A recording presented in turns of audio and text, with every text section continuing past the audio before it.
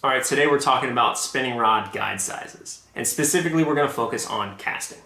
Now, the sizing for your spinning rod guides and reel relationship is really important because it can help improve your cast distance, but also prevent wind knots. As most of you know, when you cast a spinning rod, the line comes off in a coiling fashion off the spool. And it's the job of your guides to collect these coils and focus the line so that it can travel nice and easily through the guides as it follows your bait out to the fish. If your guides are too small, they can choke the coiling and cause it to bunch up, and that would lose energy in the line, but it can also create what's called line slap, where the line creates such a big loop as it comes off the spool and can't get through your first guide fast enough that the loop actually hits the blank, which can chafe the line. It can also damage the blank. And in some cases, those loops can actually wrap around the first guide and tie a knot, which can cause some serious damage. If your guides are too big, there won't be enough collecting of the coils as they fly off the spool in your first guide, and those coils will travel through the first guide, and you'll have almost the same amount of coiling between your first and second guide.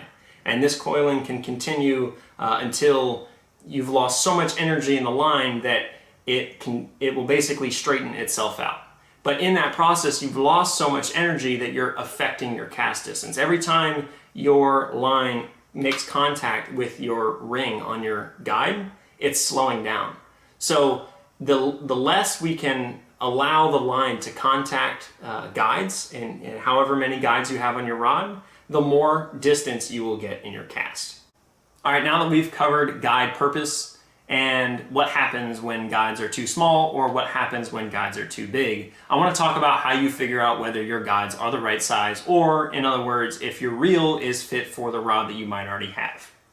This is a very simple step, and it is simply the diameter of your spool, the leading edge, the edge that your line rubs against during a cast.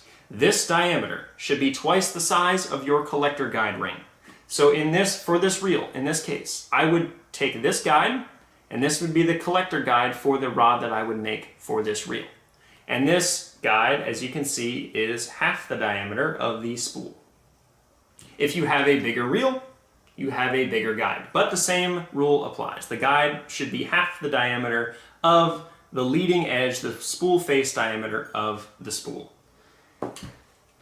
All right, now that we've covered the purpose of spinning rod guides during casting and what happens if they're too big or too small, and we've talked about how to figure out what size guides match your reel or what reel matches the guide sizing on your rod, you should have no problem going to a store and matching a rod to a reel.